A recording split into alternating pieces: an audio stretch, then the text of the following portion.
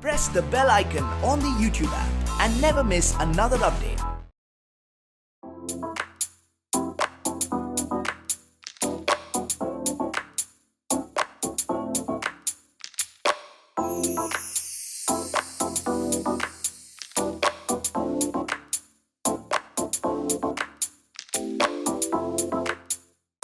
Okay, so Balraj, आज का सबसे पहले तो बात करूँ अगर प्रोमो की जो आउट हुआ है उससे बहुत कुछ पता चल रहा है। यू नो, फिनाले आज रिवील होगा ऑल्दो, लेकिन हमें ऐसा लग रहा है कि आपने ऑलरेडी अंकिता को चुन लिया है।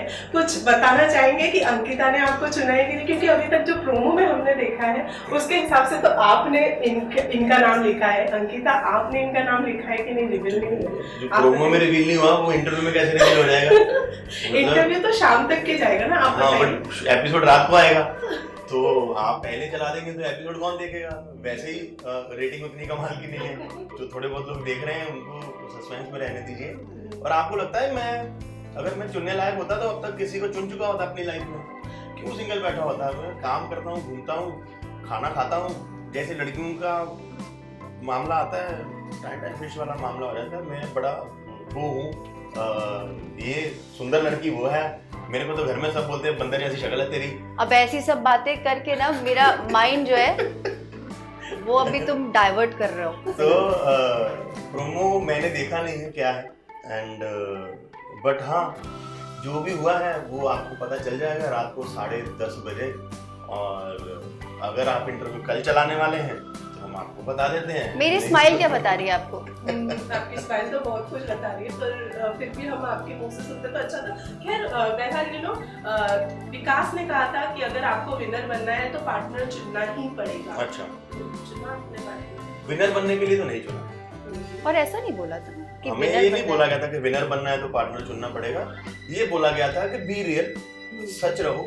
और घर के अंदर कौन किसके साथ पहले दिन से कनेक्टेड है, किन लोगों ने विकास की ये स्टेटमेंट के बाद कनेक्शंस ढूंढने शुरू किए हैं, वो आप सबको पता है। नाम लेने की ज़रूरतें नहीं है यहाँ पर, क्योंकि फिर वो नाम ले लिया जाएगा तो फिर वो एक ही लाइन उठा के हेडलाइन बन जाएगी, वही फ्लैश होती रहेगी अंदर चाहे कुछ भी हो। तो बट हाँ, मैंने विकास का सोशल मीडिया भी देखा था। उसने काफ़ी अच्छी चीज़ें लिखी हैं कि डिग्निटी और मैच्योरिटी के साथ कुछ लोगों ने सच में घर के अंदर खेला है। और खेलना तो खैर वर्ड गलत हो जाएगा, घर के पहले अंदर बोल दिया खेला है, तो इसके बाद क्या सोच लो पहले क्या बोलना है। यही प्रॉब्लम है स्टैंड अप कॉमेडियन की, हम ज्यादा सोचते नहीं बोलने से पहले। ये बहुत शाय का है। मैं हूँ थोड़ा इस तरीके का, खाली ऊपर से। लेकिन आप दोनों की बॉन्डिंग हमने शो में बहुत ज्यादा देखी है। और जीना ने ये भी कहा था कि यू नो, घर से बाहर निकलते साथ दोनों शादी के लिए रेडी है। शादी के लिए रेडी है मतलब ये अलग रेडी है, मैं अलग रेडी हूँ, उसके बाद अभी पता नहीं है क्या। हाँ, लेकिन पता नहीं कुछ जो भगवान जाने उसने ऐसा क्या देख लिया कि उसको ये लगा कि शादी के लिए रेडी है। आप अलग रेडी है, वो अलग रेडी है। क्योंकि आपने बोला था ना, मैंने भी बोला था अरे हाँ, दोनों साथ में रेडी है, ऐसा कुछ नहीं बोला था कि हम दोनों करने वाले हैं। हाँ, ये था कि we are prepared. Yes yes. तो हर आदमी लाइफ में कहीं ना कहीं से आने के बाद शादी करना चाहता है। वो चाहे शो हो, चाहे काम से छुट्टी हो, चाहे रिस्पॉन्सिबिलिटीज पूरी कर ले, चाहे किचन सेव कर ले, चाहे करियर में सेटल हो जाए। हर आदमी, हर लड़की कहीं ना कहीं लाइफ में शादी करना चाहता है। और अच्छा लगता हूँ, ऐसे थोड़ी बेइज्जती मैं बोल लूं? मैं बोल दूं अपने जो मैं सोचती हूँ?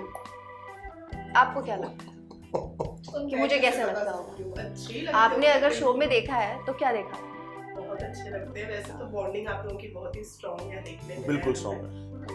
हाँ, अच्छा इंसान है, is a nice human being, तो ऑब्वियसली पसंद तो है ये मुझे, मतलब अच्छा लगता है एज अ फ्रेंड।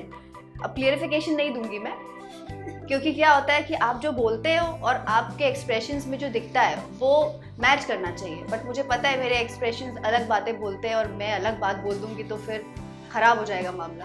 तो इससे बेटर है कि स्वीट एंड सिंपल रिप्लाई करूँ तो ज़्यादा बेहतर है। शहनाज के साथ तो आपका बॉन्ड बहुत अच्छा भले भैया वाला टैग मिला, कोई फर्क नहीं बट पड़ता। बहुत अच्छा बॉन्ड बना आप लोगों का। क्या वजह रही कनेक्शन ना? ऑनेस्टली पहले दिन जाके शहनाज से जब बात हुई, मैं वाइट फ्लावर लेके गया था, अगर आप लोगों को याद हो। कुछ लोग रेड फ्लावर्स लेके गए थे, किसी के लेके डस्टबिन में फेंक दिए गए, किसी के लिए नहीं गए। ये एक अलग चीज़ है। मैं व्हाइट फ्लावर इसलिए लेके गया था, मुझे था कि यार peace is the most important thing. मैं तुझे जानता नहीं हूँ, तू मुझे जानती नहीं है। और हाँ, बिग बॉस के फिनाले पे मैं खतरों की प्रमोशन के लिए गया था, शहनाज का स्टंट था चूहे वाला, शहनाज ने किया नहीं तो वो मुझे करना पड़ा उसके बिहाफ पे। वो एक अलग चीज़ है जहाँ हम पहली बार 1-on-1 मिले। मैं कौन हूँ, मैंने क्या काम किया, वो शायद शहनाज को पता होगा, शहनाज क्या कर रही है वो मुझे पता है। तो वो पर्सनल मीटिंग में मैंने बोला Shahnaz let's stay at peace, बाकी सब चीज़ें बाद में। मेरा काम है एंटरटेनमेंट का, मैं लोगों को हंसाता हूँ, एंटरटेन करता हूँ। उसने भी बिग बॉस में लोगों को एंटरटेन किया, तो कहीं ना कहीं एक कॉमन कनेक्ट था। पंजाबी वाला तो मैं बोलूँगा नहीं क्योंकि सारे लड़के पंजाबी थे, तो वो मैं बोल नहीं सकता कि पंजाबी कॉमन कनेक्ट था। ये कहीं ना कहीं कॉमन कनेक्ट था। और कहीं ना कहीं मैं थोड़ा ऐसा आदमी हूँ जो डिग्निटी मेंटेन करने में बिलीव करता है, जो शो जीतने से ज़्यादा लोगों को समझने में बिलीव करता है। और शहनाज भी कहीं ना कहीं बहुत ऑनेस्ट थी, उसने किसी को फॉल्स होप नहीं दिए घर के अंदर। इस वजह से क्लैरिटी ऑफ थॉट्स था।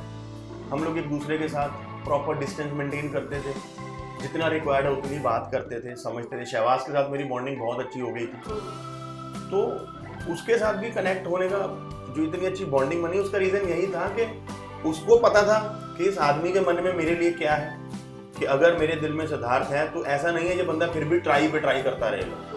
इसने एक्सेप्ट करा है और ये उसकी रिस्पेक्ट करता है। मुझे पता था वो सिद्धार्थ को घर में कहीं ना कहीं मिस करती है, और जब वो करती थी फॉर्चुनेटली मैं हमेशा सबसे पहले उसको नोटिस करता था और उसको वो बोलता था कि बाहर आ जा, बाहर आ जा। तो बोलती थी मेरे को नहीं मैं ठीक हूँ। तो आई थिंक अच्छे लोगों के साथ आपकी वाइब्स कनेक्ट कर जाती हैं। उसके पीछे रीज़न क्या है वो तो कभी कभी हम भी शायद लाइफ टाइम नहीं जान पाते हैं, बट शायद सेम वाइब के लोग आपस में कनेक्ट कर जाते हैं। जहाँ जहाँ से लोहा निकलता है वो चुंबक को उठाता जाता है अपने आप। तो आई थिंक ये रीज़न था। और love you motto, stay happy, stay blessed. तो आप बताइए क्या क्वालिटी सोचकर मेल के अंदर जब आप गए थे, ऑब्वियसली आपने सोचा होगा कि you know as a life partner जब आप सिलेक्ट करने जा रहे हो तो क्या क्वालिटीज माइंड में थी कि होनी चाहिए और कैसा लड़का चाहिए? फ्रैंकली स्पीकिंग मैं बोलूँगी तो आप कहेंगे कैसी क्रेजी सी लड़की है ये। पर मैंने कभी कुछ सोचा नहीं कि मेरा लाइफ पार्टनर ऐसा हो, या प्यार तो हर इंसान ही चाहता है, बाकी हर इंसान की अपनी अलग क्वालिटी होती है। क्या पता मुझे वो इंसान इतना ज़्यादा पसंद आ जाए जिसके अंदर वो क्वालिटीज़ नहीं है जो मैं चाहती हूँ, पर वो मुझे बहुत अच्छा लगता है। तो ये कहना बहुत स्टूपिड सा मेरे लिए कि हाँ मुझे ऐसी क्वालिटी चाहिए अपने हस्बैंड में, अपने बॉयफ्रेंड में, और फिर मैं ढूंढूँ। ऐसा नहीं होता है। आपको जो अच्छा लगता है वो अच्छा लगता है, अकॉर्डिंगली आप अपनी चॉइसेस भी वैसे ही मैनेज कर लेते हो उसके साथ। तो मैंने ऐसा कुछ नहीं सोचा हुआ है कि ऐसा इंसान चाहिए। हाँ, प्यार करने वाला इंसान हो और लॉयल हो। घर के अंदर बहुत बार इस बात पे लोग कभी कभी कोशिश करते हैं ना कि वो बहुत पढ़े लिखे हैं, they know the meaning of everything. Okay, so what 3 qualities do you think should be there in your life partner? कोई कुछ बोलता था, कोई कुछ। मयंक था हमारे साथ घर में, डॉक्टर साहब, कभी अच्छा कंपैटिबिलिटी का मतलब क्या होता है मैंने पता ही नहीं है, पता होता तो अब तक होना गई होती। तो मेरे को ऐसा लगता है कि कोई ऐसी चीज़ होती नहीं है कि आपने ये सोचा हुआ है। टीवी फ्रिज खरीदने तो गए नहीं है कि भैया 125 लीटर का चाहिए, इतने टाइम में ठंडा हो जाता है, 5 स्टार चाहिए, 5 स्टार चाहिए, 3 स्टार चाहिए, है ना, इतनी वारंटी चाहिए। ह्यूमन बॉडी, ह्यूमन माइंड हर सेकंड अलग रिएक्ट करता है। आपको बस सामने वाला अगर समझ आ जाए तो हो जाता है। दोनों एक दूसरे में देखते हैं क्या लाइफ पार्टनर। क्वालिटीज। हाँ, ये जिसकी भी लाइफ पार्टनर बनेगी वो बहुत लकी होगा, डेफिनेटली शी एक इज। दूसरे की बात कर रही हूँ। अरे तो एक दूसरे में आपको अभी बता दें हम लोग, वो बहुत लकी होगा ये बोल दिया। अब ये लकी है या कौन लकी है वो मेरा नसीब है, वो अलग बात है। जिसका मैं लाइफ पार्टनर बनूंगा वो भी थोड़ी बहुत लकी तो होगी, ऐसा नहीं है जिंदगी में। पर मैं तो बहुत लकी हूँ। थोड़ी बहुत लकी वाली बात मेरे से चलती नहीं है। अगर बात करूं, बहुत ही इनडायरेक्टली आप लोगों ने इंडिकेट तो किया है, लेकिन अगर मैं बलाजान की बात करूं तो कलर्स की ये दूसरे शो के हिस्सा रहे हैं आप, यू नो, दोनों शो को मैनेज करना आपके लिए वो मैनेज करना था। एक तरफ स्टंट कर रहा हूँ, एक तरफ लड़कियां बैठा रहा हूँ। मैनेज तो कलर्स को करना था, कलर्स की पीआर टीम को करना था। मैंने क्या मैनेज करना था? खतरों का शूट ऑलरेडी अच्छे से किया है और उसकी जर्नी ऑलरेडी कंप्लीट हो चुकी है, और कहाँ तक चलेगी वो आपको हर एपिसोड में पता चलता रहेगा। और ये शो मैंने इसलिए मैनेज नहीं करना था, घर के अंदर बैठ के मैं मिस करता था खतरों को। हम लोग डेज काउंट करते थे, आज फ्राइडे हो गया, सैटरडे हो गया, तो मेरे से लोग पूछते थे, मयूर मेरे से पूछता था पाजी आज कौन सा स्टंट आने वाला है। मैं सोचता था कि शायद ये वाला आने वाला है, बट अगर ये वाला नहीं हुआ तो ये वाली बाइट ये लगाएंगे नहीं, तो 2-3 स्टंट एक साथ मिक्स कर देता कि पता नहीं कौन सा। मैं बोलता था यार कुछ तो दिखा दो। तो दोनों अलग अलग शो थे, दोनों में अलग अलग किस्म के लोग मिले, दोनों में अलग अलग किस्म के लोगों की पर्सनैलिटीज़ देखने को मिली हैं, बट दोनों में अच्छे दोस्त मिले हैं एंड अच्छे पैसे मिले हैं, बड़ा मज़ा आया है। और बाहर आके दोस्ती किसके साथ कंटिन्यू करने का इरादा है? Because जिसके साथ बैठी है इंटरव्यू देने, as compared to हमने देखी दोस्ती की क्यों बात और करें दोस्त नहीं है? तो दोस्त ही हैं हम। ये थोड़ा ज़्यादा स्पेशल है बाकी लोगों से, पर ये अभी तो ज़्यादा दोस्त है। स्पेशल है, थोड़ा काट दीजिए। क्यों? कोई स्पेशल फ्रेंड नहीं होता आपकी लाइफ में? मैंने वही बोला देखो स्पेशल है। हमारे लाइफ में बहुत सारे दोस्त होते हैं, लेकिन एक फ्रेंड जो होता है वो स्पेशल होता है, तो उसमें बुरी बात क्या है? आपकी लाइफ मैंने में भी तो नहीं वही कोई बोला कि special थोड़ा friend? काट देना, स्पेशल रख देना। हाँ, This is अच्छा what I'm saying। थोड़ा थोड़ा काट काट देना। देना। ये दिक्कत है इसके आपने साथ। थोड़ा मेरे को काटा। अगर कभी कोई प्रॉब्लम आएगी तो ये आएगी कि ये सुनती नहीं है, इम्पेशेंट है। हाँ बस ये है। आप सुन लीजिए अभी ये थोड़ा सा सुनने अच्छा, की ठीक। कोशिश कीजिए। अच्छा आप बताइए मुझे बाहर किसके साथ, क्योंकि हमने देखा है एज कम्पेयर टू बॉयज लड़कियों में बहुत ज्यादा नोक-झोंक होती है। तो आप बताइए बाहर आपका किसके सवाल साथ गलत दोस्ती- है। एज कम्पेयर टू बॉयज सिर्फ लड़कियों में ही नोक झोंक होती थी। किसके साथ दोस्ती नहीं रखना चाहेंगे और किसके साथ में रखना चाहेंगे? नहीं रखना चाहूंगी, ये बोलना जरूरी है? हाँ, नहीं आपकी मर्जी, किसके साथ रखनी बस वो बता दो, बाकी अपने आप नहीं में आ मुझे गर्ल्स की बात करें तो सना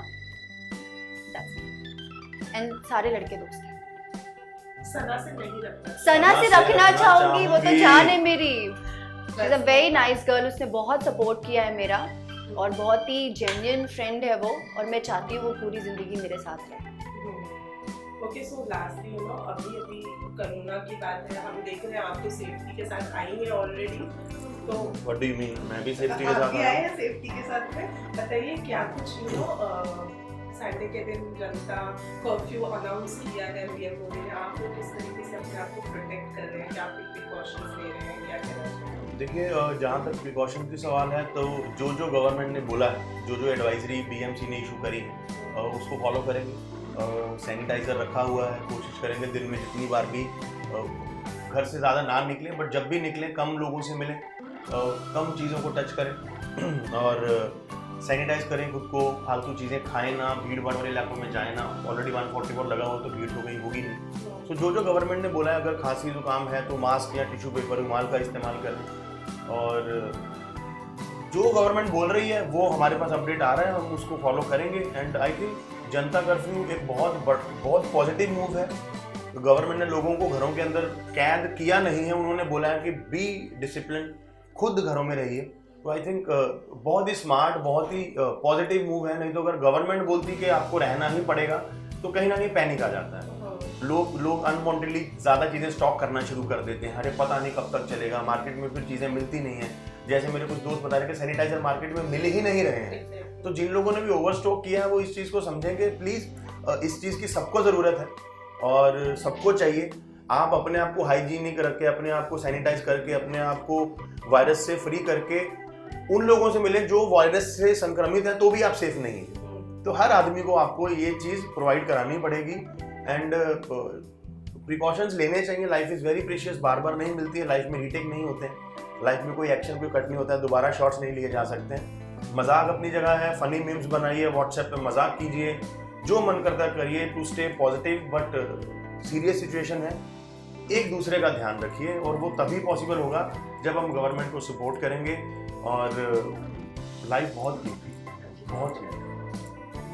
सोशल डिस्टेंस वाला चीज़ कितना लगता देखिए मैं तो जब से आई हूँ मैं घर पर ही हूँ, क्योंकि मुझे वो टाइम जोन थोड़ा मेरे लिए डिफ़िकल्ट हो रहा है, तो मैं घर पे ही हूँ और यही ट्राई कर रही हूँ कि जो जो प्रिकॉशंस लेने के लिए बोला है और उसको मैं फॉलो करूँ। और मैं डेली नहाती हूँ 3 बार। मैं दिन में 10 बार हाथ धोता हूँ, सैनिटाइजर साथ लेके चलता हूँ। कुछ और लोग ठीक नहा है मैं के नहीं नहीं नहाता आते। हूँ, दैट्स ओके। गवर्नमेंट ने नहाने का एडवाइजरी इशू नहीं किया है, हाथ धोने पर का ठीक है ना, advisory issue किया है। पूरा धो लोगे तो क्या हो जाएगा, पूरा हाँ, बॉडी को नहा नहा लेंगे, लोगे तो हो ऐसा है। है? ओके सो आज से हमें यू नो 7 पूरे 7 साल बाद मिल रहा है इस वजह से फाइनली वर्डिक्ट आया एंड यू नो जो जिस चीज के लिए वेट कर रहे थे वो हो चुका है। क्या कहना चाहेंगे आप लोग? जस्टिस दे भी सही पर एट लास्ट मिल गया है, तो क्या कहना चाहिए? मैं तो मुझे उन लोगों पे तरस आता है जो ऐसे लोगों के केसेस को बार बार फाइल करते हैं। Exactly. एक बार, 2 बार, 7 साल। इतना तुम्हारे पास जिंदगी में वक्त है, इतना वक्त है लोगों के पास ऐसे शैतानों के केसेस लड़ने का। लड़ना ही है तो बहुत सारे लोग हैं जो अपने जेन्युइन केसेस की फीस नहीं भर पाते हैं, जिनको जेन्युइन में जस्टिस नहीं मिला है बहुत सारी चीज़ों में। जाइए आरटीआई फाइल कीजिए, उन लोगों की लिस्ट निकालिए, उनके केसेस लड़िए ना। अगर आपको ह्यूमैनिटी के लिए लड़ना ही है उनके केसेस लड़िए। इन 7 साल तक आप लोग, मतलब हमारे कॉन्स्टिट्यूशन में ऐसे प्रोविजंस हैं जिसमें जस्टिस डिले होता है, लेकिन वो कोशिश करता है, हमारा जो संविधान है, कि इनजस्टिस ना हो जाए। उस चक्कर का, उन चीज़ों का, उन लूप होल्स का फायदा उठा के ये लोग ये सब चीज़ें करते हैं कि अगर चारों में से एक ने भी केस फाइल किया तो सबकी फांसी पर रोक लगेगी। तो बारी बारी से केस फाइल कर दिया, कभी उसने कर दिया, कभी। इन लोगों में जिनमें इतना दिमाग नहीं है कि सोसाइटी में रहना कैसे है, उनको ये चीज़ें बताता कौन है?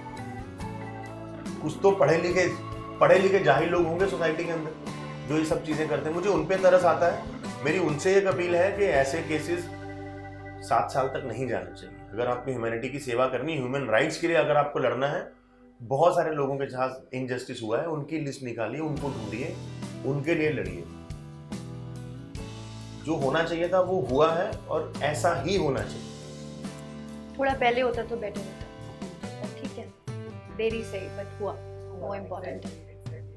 ओके, सो आप दोनों को ऑल द वेरी बेस्ट बोलना चाहूँगी। फिनाले के लिए हम भी बहुत एक्साइटेड हैं और देखना चाहेंगे कि क्या होता है। आप दोनों को all the very best. Thank you so much. Thank you very much.